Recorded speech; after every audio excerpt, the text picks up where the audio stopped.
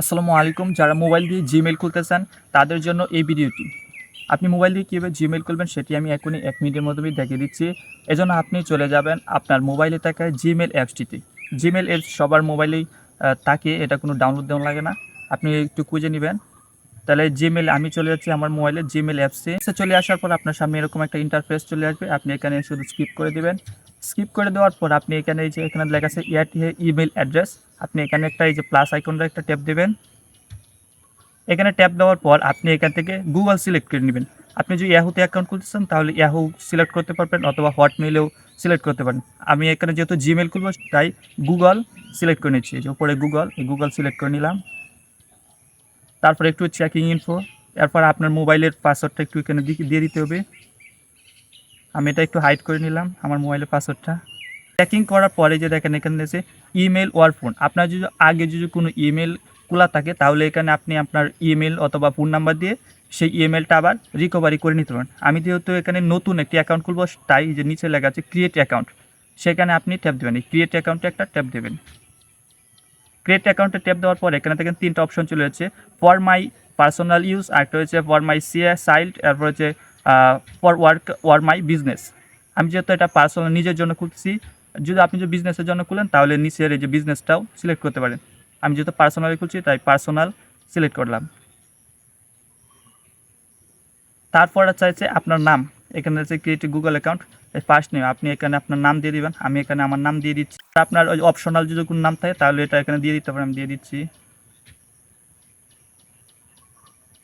মানে এখানে যেই যার নামে যে মেলটা খুলবেন তার নামটা এখানে দিয়ে দিবেন।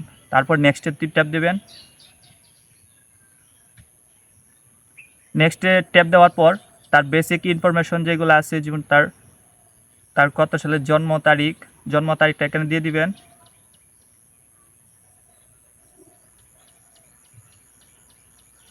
তারপর এখান থেকে জেন্ডারটা সিলেক্ট করে নেবেন। তারপর আবার নেক্সটে ট্যাপ দেবেন। এরপর হচ্ছে এখানে হচ্ছে মূল কাম হচ্ছে ইউজার নেম। এখন আপনি যে জিমেলটা খুলবেন সেটার ইউজার নেম কী দিতে যাচ্ছেন সেটা এখানে আপনি দিয়ে দিবেন। এখানে আমি আমার ইউজার নেমটা এখানে দিয়ে দিচ্ছি।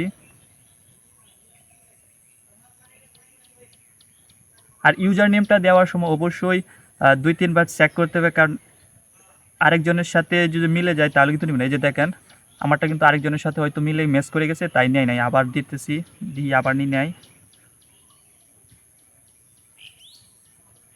এই যে এখন নিয়ে নিছে। এখন আপনাকে পাসওয়ার্ড দিতে হবে। আর জিমেলের পাসওয়ার্ড দেওয়ার সময় অবশ্যই আপনাকে একটা স্ট্রং পাসওয়ার্ড দিতে হবে।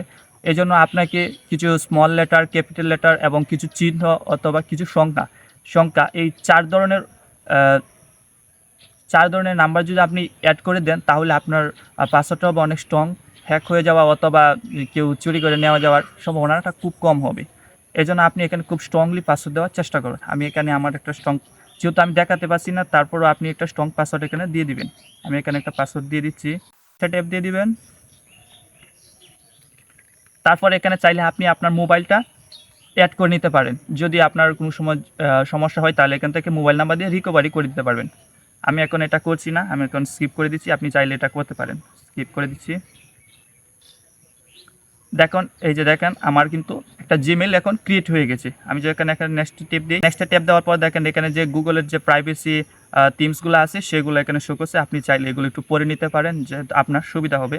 তারপরে স্ক্রল করে নিচে আসার পর আমি যদি এখানে আই এগ্রি দিয়ে দিই তাহলে কিন্তু আমার জিমেলটা সম্পূর্ণ ক্রিয়েট হয়ে গেছে। আপনি চাইলে কিন্তু এখান থেকে ব্যাকআপটাও নিতে পারেন। এই যে ব্যাকআপ ডিভাইস ডাটা, এখানে চাইলে আপনি কিন্তু ব্যাকআপটা নিতে পারেন।